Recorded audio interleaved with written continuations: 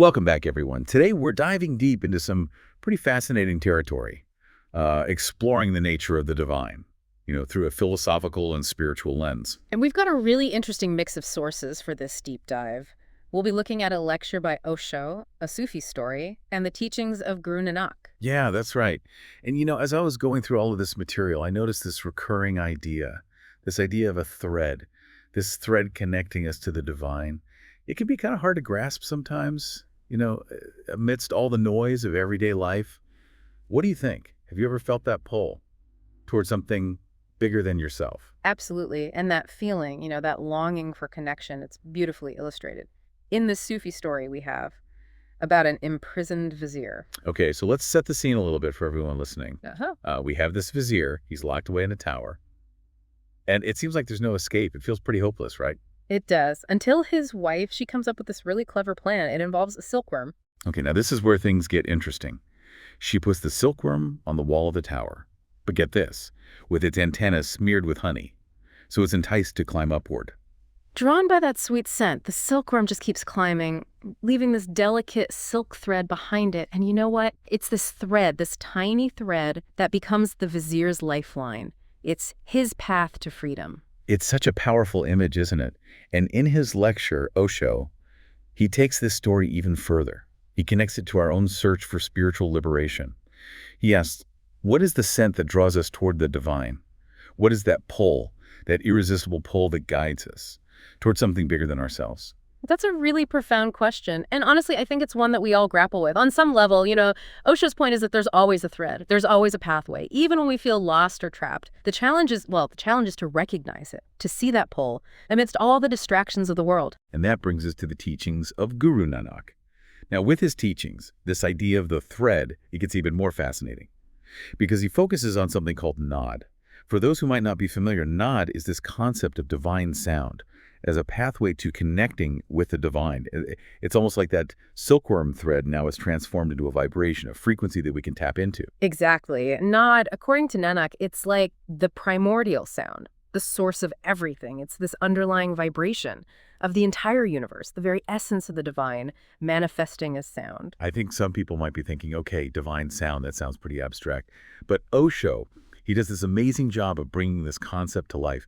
He describes the world as a symphony, like a constant chorus of sounds, the wind in the trees, crashing waves, the songs of birds. He suggests that all of this, it's a form of divine expression, a manifestation of Nod. And yet, how often do we actually really hear the symphony? We're constantly bombarded by noise, right? Traffic, our devices, our own thoughts. We become deaf to that subtle music of existence. It's so true. I mean, think about it. When was the last time you actually just stopped to listen to the wind in the leaves or the birds singing in the morning? We just tune those natural sounds out. And by doing that, we're missing out on a really profound connection to the divine. But even when we're totally disconnected, there are these little hints, glimpses of that deeper harmony. It's like even when we're just humming in the shower, there's often this sense of joy, of connection. It just arises. Exactly. It's like this faint echo of that divine sound, reminding us of our connection to something so much bigger than ourselves. And, that brings us to another interesting point that Osho makes in his lecture. He critiques this modern tendency we have, this tendency towards passive consumption, especially when it comes to things like music, dance, art. So instead of actually engaging in these creative expressions, we just watch other people do it. Precisely. We've become spectators. We're content to just observe rather than participate. And Osho, he suggests that this passive way of being, it actually disconnects us from that divine flow, that creative energy that's in all of creation. Okay, but I have to play devil's advocate for a minute. What about professional musicians, dancers, athletes? These people are dedicating their lives to honing their craft. Surely their skill and passion count for something, right? That's a really good question. And Osho actually addresses this head on. He shares the story about Tansen. He was a legendary musician in the court of Emperor Akbar. Oh yeah, I remember that story. Tansen, he was known for his incredible musical abilities. He was incredibly gifted. But even he recognized that there was a deeper level of musical expression in his guru, Hari Das. So what was different about Tansen's music and Hari Das's music? I mean, weren't they both skilled musicians? They were, but their intentions were different. Tansen, he was focused on skill, pleasing the emperor, achieving recognition, and rewards. But Hari Das, He sang only for the love of it. It was an offering to the divine. This story makes me wonder about something. Is there a danger in being too focused on skill or external validation? Does that somehow disconnect us from the divine? It's a really interesting question, and it brings us back to the core of our deep dive today. Are we passively consuming this information? Or are we actively engaging with these ideas, allowing them to resonate within us, to really transform us? It's like the difference between reading a recipe Yeah, and actually cooking the meal. right. One is theoretical, the other is experiential. Exactly. And it's through that active engagement, that participation in the song of existence, that we begin to tap into that deeper harmony, that divine flow that Guru Nanak talks about. So from this idea of actively engaging with this song of existence, let's shift gears a bit. Let's explore Guru Nanak's perspective on how this active participation leads us to live in harmony with the divine will. To do that, we need to look at his poetry. It paints such a vibrant picture of the divine. It absolutely does. And one of the things that always strikes me about Nanak's poetry is how he portrays the divine. It's this joyful celebration. It's so different from the stern, judgmental figure that we often picture.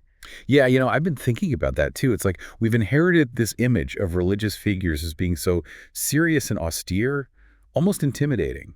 But Nanak completely flips that on its head. He does. Even Dharmaraja, he's the god of justice in Hindu mythology. Even he is described as singing and dancing, totally caught up in this divine revelry. Wow, that really challenges the way I think about the nature of the divine. I mean, if even Dharmaraja, the upholder of cosmic order, is part of this celebration, what does that tell us about the divine itself? It suggests a reality that's inherently joyous, creative, life-affirming, and that brings us to a really important concept in Eastern philosophy. Maya. Now, this is where things can get a little tricky. Maya, often translated as illusion, is a difficult concept to really grasp. If the world is just an illusion, why do we get so caught up in it? Why does it feel so real? That's a classic philosophical dilemma, isn't it? But Nanak, as always, he offers a unique perspective. Instead of seeing Maya as the opposite of the divine, he suggests that it's actually an expression of the divine, like a cosmic dance. So instead of getting bogged down in this idea that the world is an illusion, Guru Nanak encourages us to see it as a divine dance, a creative expression of the divine. That's starting to sound a lot like that song of existence we were talking about earlier. It really is. It all starts to connect. And, this perspective is really different from other interpretations, like Shankara's Advaita Vedanta, where the goal is to transcend Maya, to reach the ultimate reality of Brahman. Wow, so we have these two completely different ways of looking at the world. One sees it as something we need to escape from, and the other sees it as a divine play. Which leads to a really interesting question for everyone listening. Do you see the world as a trap or as a stage for divine expression? That's a question that I think can really change the way we experience life. It's interesting. Guru Nanak doesn't just stop there. He doesn't just give us this philosophical perspective. He also gives us a way to actually live within this divine dance, within this expression of Maya. And that's where the phrase Nanak Rihanu Rajai comes in, right? Living within the divine will. But honestly, how many of us really know what that means? On a practical level, it sounds beautiful and everything, but how do we actually do that? That's a really good question. A lot of spiritual teachings, they struggle with that, don't they? Bridging that gap between these big concepts and lived experience. But what I find refreshing about Guru Nanak's approach is that he doesn't give us this set of rigid rules. It's not about following some strict dogma. So it's not about following the Ten Commandments or memorizing scriptures. Not exactly. It's more about cultivating this deep inner attunement. It's about learning to listen to that inner voice, that intuition that guides us toward what's best for us. And this is where those practices we were talking about earlier, they come in. Meditation, mindfulness, spending time in nature. It's like we're training our spiritual ears, right, to hear that inner voice more clearly. Exactly. By quieting the mind, we make space for that subtle knowing to emerge. Like we're clearing away the static so we can pick up the signal. That makes a lot of sense. It's like trying to listen to a radio station. There's all this interference, and we haven't realized that we can adjust the dial to tune in more clearly. And this idea of tuning in, aligning ourselves with the divine will. It actually reminds me of that Sufi story we started with, that silkworm thread. It absolutely does. It's like that thread. It's a path to freedom that was always there, just waiting to be discovered.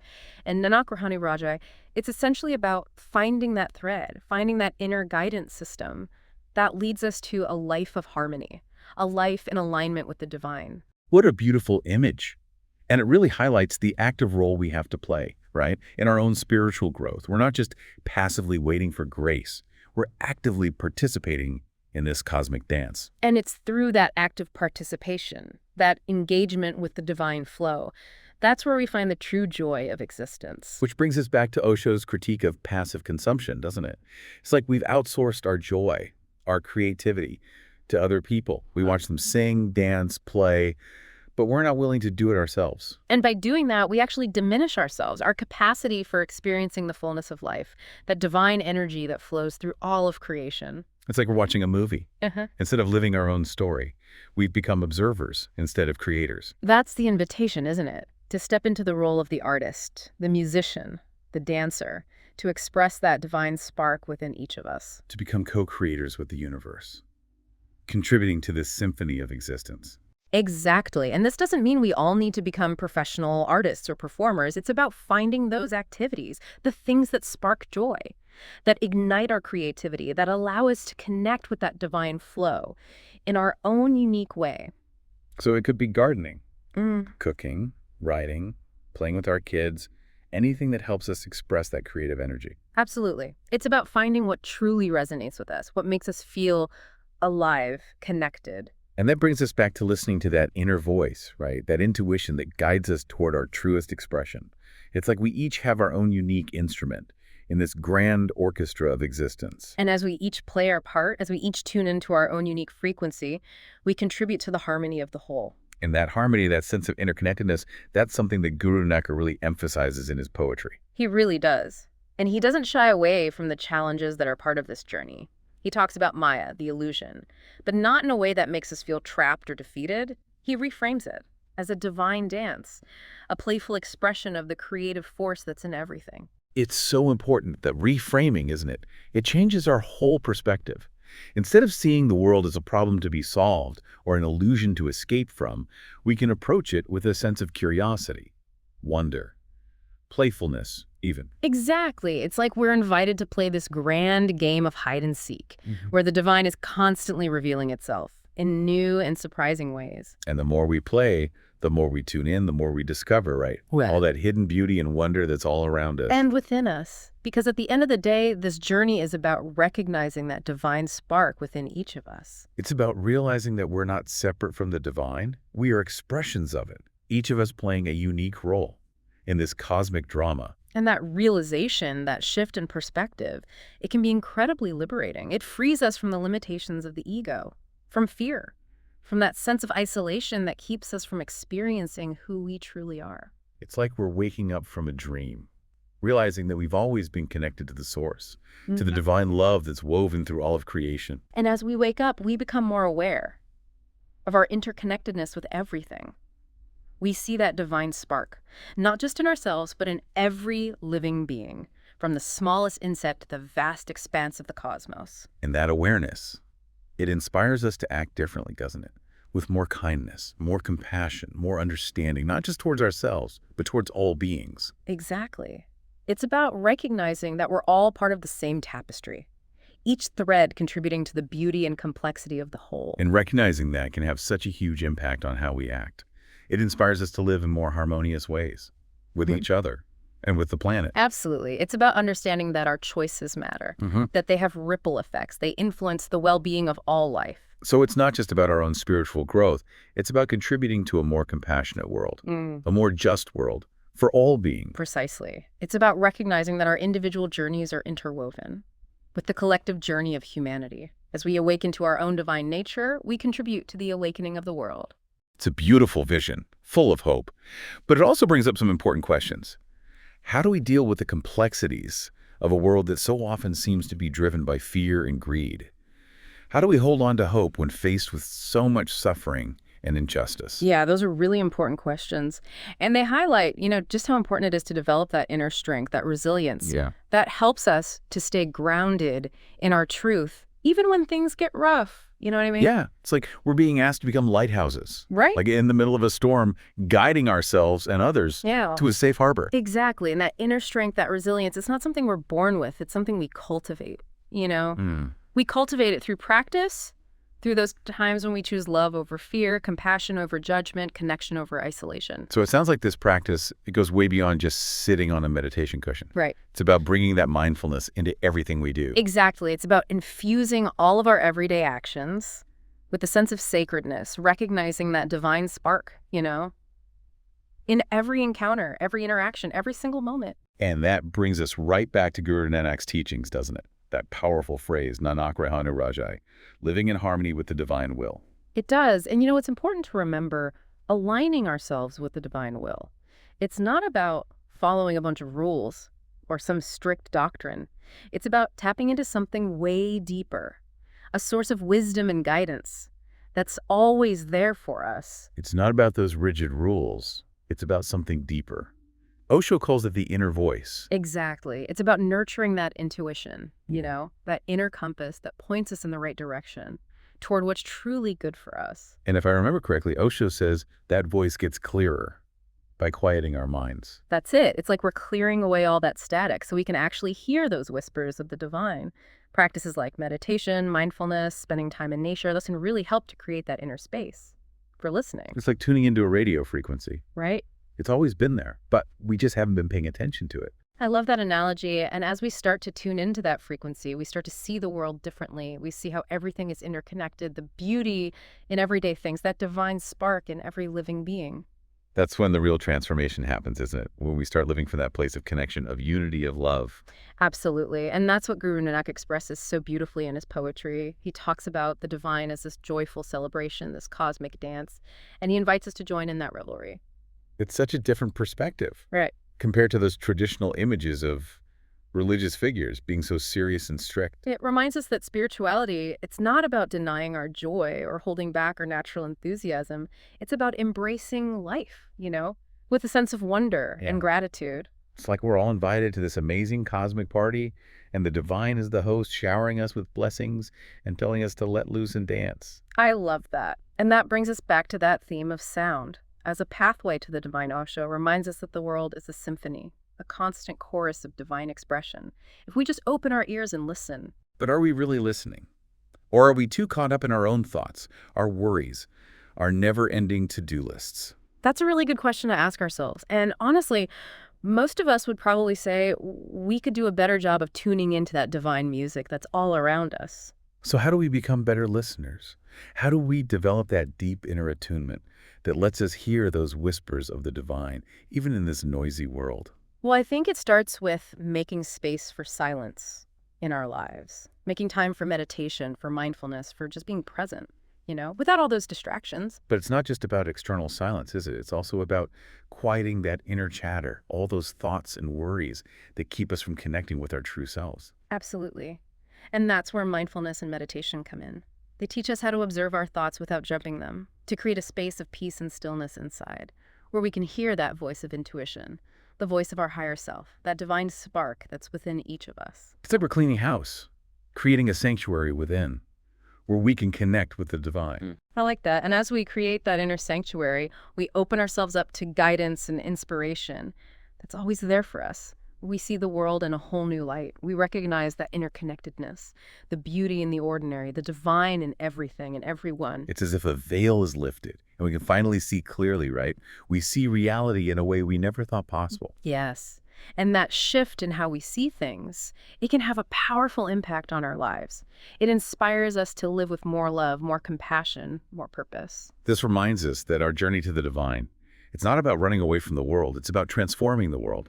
It's about bringing heaven down to earth, about creating a world that reflects the beauty and harmony of the spiritual realm. And that's a journey we can all take. Doesn't matter where we come from, what we believe, what we've been through. It starts with a simple choice, a willingness to open our hearts and minds to the possibility that there's something more, something greater than ourselves. And as we make that choice, as we take those first steps toward the divine, we find that the universe meets us halfway. It guides us toward our full potential and reveals who we truly are. And with that, I'll leave you with one last question to ponder. This one comes from Osho.